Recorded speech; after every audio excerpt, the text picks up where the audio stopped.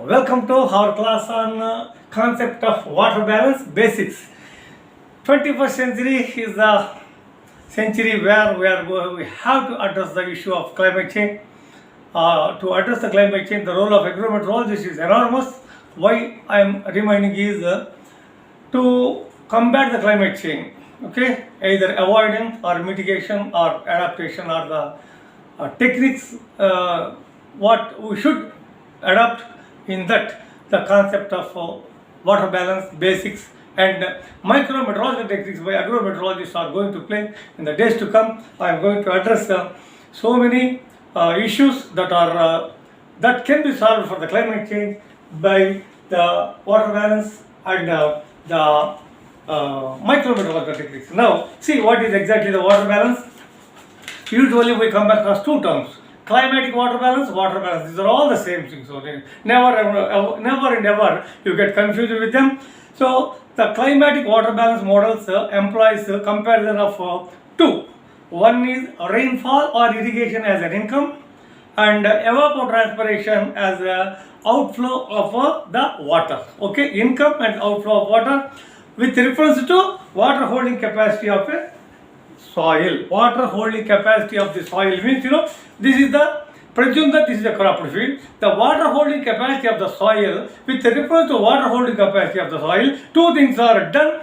The comparison of rainfall plus irrigation given to the soil. For example, we give say for example from outside source, whether it may be tanks, wells, or you can say a combination of canals, water tanks, conjunctive use, whatever we call it as. So water balance is the basic technique that would address innumerable issues with reference to climate change. That's why, so we are going to learn the basics. So once again, by definition, the climatic water balance, okay, models, they employ the comparison of rainfall, which I had given water, okay, rainfall or irrigation water with reference to the water holding capacity of the soils. Different soils have got different water holding capacities.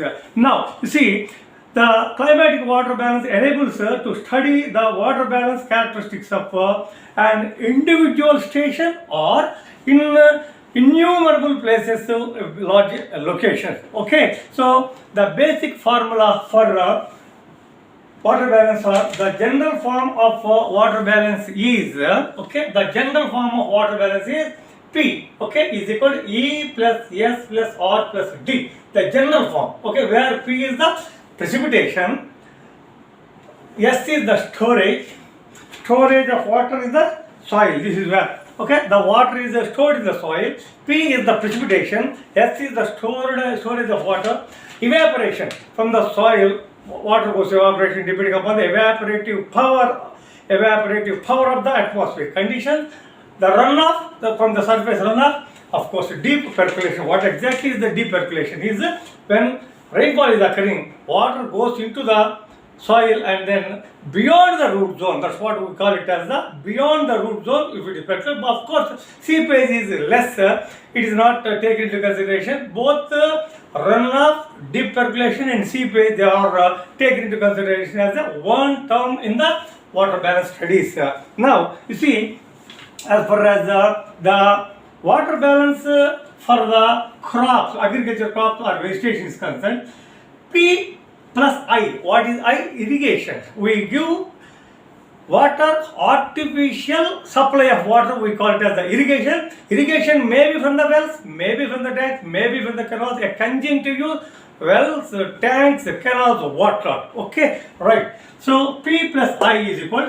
Here E is replaced by ET. What is ET here? ET is evapotranspiration. So S, R and D are the same: storage, runoff, deep percolation. Now, so let us see the definition of water balance. Please, once again, I would like to impress upon you that climatic water balance or water balance are same. There is a no, and no. Okay, confusion in the beginning as far as basics are concerned. No. So I am going to define the definition of water balance is the sum of rainfall. What is it? The sum of rainfall. Okay, the sum of rainfall. Okay, and irrigation, external irrigation. When rain occurs, so good. When irrigation is there, irrigation water is equal to the sum of changes in the sum of changes in the stored soil moisture from the surface 5 centimeters, 20, 30, 35, okay, like that.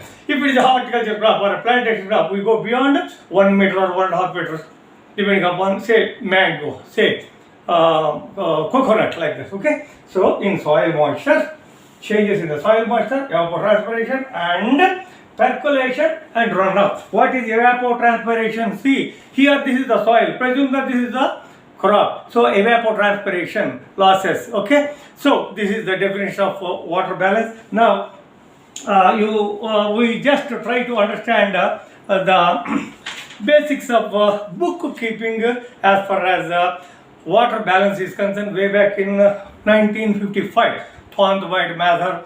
Later on, several scientists. In the year 1982, one of the 1982, there was a good procedure that was given by my colleagues in the, my contemporaries in southern India. Okay, I don't want to name them because naming them in order may not be proper. So they have done a good bookkeeping procedure. What is bookkeeping procedure for the water balance? Just I would like to give you a very simple way. For bookkeeping, a month to month, January, February, March, April, like month to month, or daily account of the precipitation received, potential ET, moisture storage, its change or potential water loss, that is the P minus PE, and actual ET, water deficit, water surplus, if at all, okay, we can add the evapotranspiration. So this is how in a tabular form we calculate it. Once again, I would like to tell you, precipitation received, potential ET, otherwise PE, we call it as the storage, change of moisture in the soil, and then potential water loss, P minus PE, actual ET, these are all different columns, water deficit, water surplus. So on these columns, day to day, as far as agriculture crops are concerned, green gram is a crop of minimum 70 to 75 days to a crop of say sugar cane, maybe Iksali 1 year, that's Atsali, okay, 2 years crop. So like that, day to day would be excellent as far as agriculture crops are concerned. So month to month is useful for regional water requirement and estimations. Say for example, a city of Delhi is there, a city of Hyderabad is there. So people need water, agriculture need water, all the day-to-day activities, industries, they need water. That's why to estimate the water balance is very much useful. That's why, okay, so these are the things that we take into consideration. As far as your examination is concerned, I would like to impress upon you two things. The negative value of P minus PE. P means, precipitation plus irrigation, for example. PE, or the demand of the evapotranspiration, okay. Now see, P minus P indicates, okay, a negative minus value of precipitation, say 100 mm minus PE. The demand is 1200, for example, minus 200 indicates the amount by which the precipitation fails. The amount by which precipitation fails to supply the potential need of the crop. Rainfall is 1000 mm. Rainfall is 1000 mm. And the PE is 1200 mm. Negative value indicates the precipitation fails to supply the potential need of water. Okay, potential need of the water. As far as crops are concerned, PET requirements are more as compared to the water received. Okay, now a positive value, for example, 1000 mm rain occurred, and the water which is lost in the evapotranspiration is say 800 mm. So there is a surplus, we call it as. So these questions would come either in the basics or advances. By taking these into consideration, a question may be asked, numerical values may be given and then you may be asked. That's why I am telling you, negative values indicate negative values of P minus P, negative values of P minus P, negative values of P minus P. Please remember, exactly opposite. Positive values.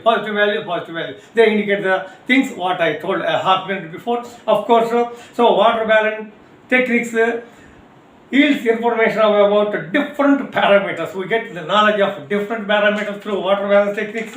Of course, what are the uses of it? For agriculture purposes, the length of the growing season in any area, length of the growing season is the fundamental thing for recommendation of the crops, crop rotation, mixed cropping systems, cropping pattern, length of the growing season. We definitely can fix with the help of water balance. Second thing is the moisture adequacy and land use capability. See, people are migrating into the areas where crops cannot be grown. Okay, so there you wanted to raise the crop. Okay, water balance technique is the fundamental thing. Again, I am reminding you from the beginning of the class that for the climate change, water balance techniques are going to do enormous.